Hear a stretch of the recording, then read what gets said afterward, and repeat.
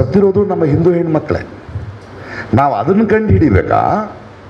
ಈ ಪ್ರಶ್ನೆ ಕೇಳಿದವನು ಆ್ಯಂಟಿ ಹಿಂದೂ ಅನ್ಬೇಕಾ? ಇಲ್ಲಿ ಧರ್ಮ ಏನು ಬಂತು? ಒಬ್ಬರು ಬರೀತಾರೆ, ಪ್ರಕಾಶ್ ರೈ ಅವರದು ದ್ವಂದ್ವ ಮನೋಭಾವ. ಅವರು ಧರ್ಮವನ್ನು ಒಪ್ಪಲ್ಲ, ಯಾವ ಧರ್ಮವನ್ನು ಒಪ್ಪಲ್ಲ, ಆದರೆ ಅವರು ಹೆಂಡತಿ ಪೂಜೆ ಮಾಡ್ತಾರೆ ಅಂತ. ಅವ್ರು ಹೇಳಬೇಕು ದ್ವಂದ್ವ ಅದಲ್ಲ. ನನಗೆ ನಂಬಿಕೆ ಇಲ್ದಿದ್ರು ನನ್ನ ಹೆಂಡತಿ ನಂಬಿಕೆ ಮೇಲೆ ನಂಗೆ ನಂಬಿಕೆ ಇದೆ. ಅವರನ್ನು ಗೌರವಿಸ್ತೀನಿ. ನಾನು ಮೂಕಾಂಬಿಕೆ ಟೆಂಪಲ್ಗೆ ಹೋಗ್ತೀನಿ, ಅವಳು ಹೋಮ ಮಾಡಿದ್ರೆ ನೀವು ಚೆನ್ನಾಗಿರ್ಬೇಕು, ಮಗು ಚೆನ್ನಾಗಿರ್ಬೇಕು ಅಂತ ಮಾಡ್ತೀನಿ. ನಾನು ಜಗಳ ಆಡಲ್ಲ ಅಲ್ಲಿ, ನನಗಿಲ್ಲ ಅಷ್ಟೇ. ಶಿರ್ಡಿಗೆ ಹೋಗ್ತೀನಿ. ಇವಾಗ ನನ್ನ ಗೆಳೆಯರಿದ್ದಾರೆ ದಕ್ಷಿಣ ಕನ್ನಡದಲ್ಲಿ, ಕೋಟ್ಯಾಧೀಶರಿದ್ದಾರೆ. ಒಬ್ಬರು ದೇವಸ್ಥಾನದ ಇದು ಮಾಡಿಸ್ತಾರೆ, 1 ಕೋಟಿ ರೂಪಾಯಿ ಖರ್ಚು ಮಾಡಿದ್ರು ಮೊನ್ನೆ. ಅದರಲ್ಲಿ ಅವ್ರಿಗೆ ಮನಃಶಾಂತಿ ಇದೆ.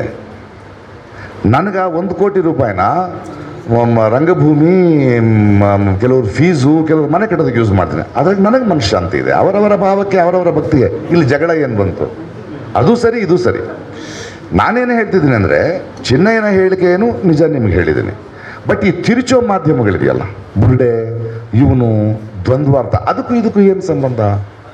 ಡಿಮಾನಿಟೈಸೇಷನ್ ಬಗ್ಗೆ ಕೇಳಿದ್ರೆ ಆ್ಯಂಟಿ ಹಿಂದೂ ಅಂತಾರೆ. ಯಾಕ್ರಿ ಡಿಲಿಮಿಟೇಷನ್ ಅಂದರೆ ಆ್ಯಂಟಿ ಹಿಂದೂ ಅಂತಾರೆ. ಪೆಟ್ರೋಲ್ ಬೆಲೆ ಜಾಸ್ತಿ ಆಯಿತು ಸರ್ಕಾರಗಳು ಹೆಂಗೆ ಹೇಳ್ತಾರೆ. ಯಾಕಿದು? ಅಂದರೆ ನಾನು ಒಂದು ಸರ್ಕಾರವನ್ನು ಪ್ರಶ್ನೆ ಮಾಡ್ತಿದ್ದೀನಿ ಅಂತನಾ?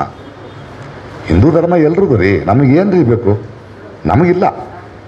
ನಾನು ದೇವಸ್ಥಾನಕ್ಕೆ ಹೋಗಲ್ಲ, ನನಗೆ ದೇವ್ರ ಬಗ್ಗೆ, ನನಗೆ ಮನುಷ್ಯರು ಮುಖ್ಯ. ಕಷ್ಟ ಅಂದರೆ ಇನ್ನೊಬ್ಬ ಮನುಷ್ಯ ಆಗ್ತಾನೆ ಅಂತ ನನ್ನ ಹೆಂಡ್ತಿ ನಂಬ್ತಾರೆ, ಗೆಳೆಯರು ನಂಬ್ತಾರೆ. ಬಟ್ ನೀವು ಇದನ್ನು ಪ್ರಕಾಶ್ ಹೀಗೆ ಯಾಕೆ ಯೋಚನೆ ಮಾಡ್ತೀರಿ? ಹೀಗೆ ಯಾಕೆ ಬಿಂಬಿಸಲು ಪ್ರಯತ್ನ ಮಾಡ್ತೀರಿ? ಭಾರತೀಯ ಜನತಾ ಪಾರ್ಟಿ ಅಂತ ಒಂದು ಪಕ್ಷ ಇದ್ದರೆ ಅದೊಂದು ಪೊಲಿಟಿಕಲ್ ಪಕ್ಷ ಅಷ್ಟೇ. ಅದರಲ್ಲಿ ಬರೀ ಅದನ್ನು ಪ್ರಶ್ನಿಸಿದ್ರೆ ಆ್ಯಂಟಿ ಹಿಂದೂ ಅಂದ್ಬಿಟ್ಟು ಧರ್ಮಸ್ಥಳ ಯಾಕೆ? ಒಂದು ನಿಮಿಷ, ಅವ್ರು ಧರ್ಮಸ್ಥಳಕ್ಕೆ ಯಾಕೆ ತರ್ತಿದ್ದಾರೆ? ನಾನು ಚಿನ್ನಯ್ಯನ ಹೇಳಿಕೆ ಧರ್ಮಸ್ಥಳಕ್ಕೆ ಅಪಪ್ರಚಾರ ಮಾಡಲು 200 ಕೋಟಿ ರೂಪಾಯಿ ನಾನು ಎಲ್ಲಿ ತಗೊಳ್ಳಿ? ಅಪಪ್ರಚಾರ ಮಾಡಲಿಕ್ಕೆ ಪ್ರಕಾಶ್ ರೈ ಇದ್ದಾನೆ ಅಂದರೆ ಯಾಕೆ ಹೇಳ್ತೀರಿ ಅದನ್ನು? ಅವನು ಸ್ಟೇಟ್ಮೆಂಟ್ ಕೊಟ್ಟಿದ್ದಾನೆ, ಉತ್ತರ ಕೊಟ್ಟಿದ್ದೀವಿ. ಇನ್ನೂ ಗೊತ್ತಿಲ್ಲ, ಕೋರ್ಟ್ನಲ್ಲಿದೆ.